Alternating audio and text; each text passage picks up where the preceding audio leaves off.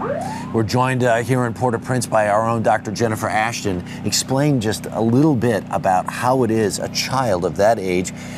Because of the fog of the excitement yesterday, we realized a little closer to 2 than 1. Right. How does she survive like that? It's amazing, and these are the miracles that we experience almost every day in medicine. But in pediatrics, we say children kind of tend to the extremes. They can get sick very quickly and really crash quickly, but they have amazing reserve and resiliency, and they can compensate for a long period of time. So again, she was, caught in an area where she didn't sustain any crush injury, and she was able to actually survive not only the rubble, but not have severe dehydration, which is amazing. Stunning. Contrast this with one of the children that you treated over the weekend. How old? She was about 2 to 3 months old, and at our medical unit that we were working at, they pulled her out of the rubble 4 days into the disaster, a 2-month-old with 2 depressed skull fractures, Harry, multiple broken ribs, critically dehydrated. A baby of that size has less reserve.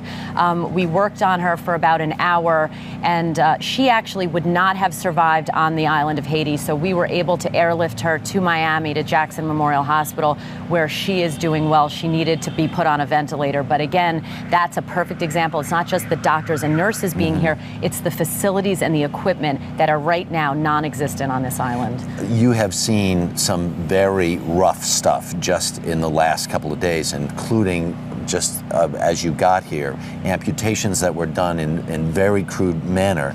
Yet at the same time, the Israelis have opened this basically a 500-bed field hospital. Right, and we are seeing many, many amputations, some of which are being done here in the field to get people out of buildings and under rubble, others of which are being done either on a table at my facility where we were working, or at the Israeli field hospital where they have set up actual tent operating rooms, and we observed an amputation going on last night. The doctors and nurses are here. The facilities are being set up, again, albeit crudely, but again, on day 6 of this disaster, we're seeing sicker and sicker patients with more infection, more dehydration, and still being brought out. So the medical aspect definitely will continue. It is. It's interesting because while I want to repeat, there's very much a sense of, as you can go around the streets here, there are pockets where there may be violence or there may be dangerous, but by and large, it's a peaceful place. Yeah. But there's a phenomenal amount of misery here. There's a lot of pain and there's a lot of frustration on the part of the medical professionals here helping, because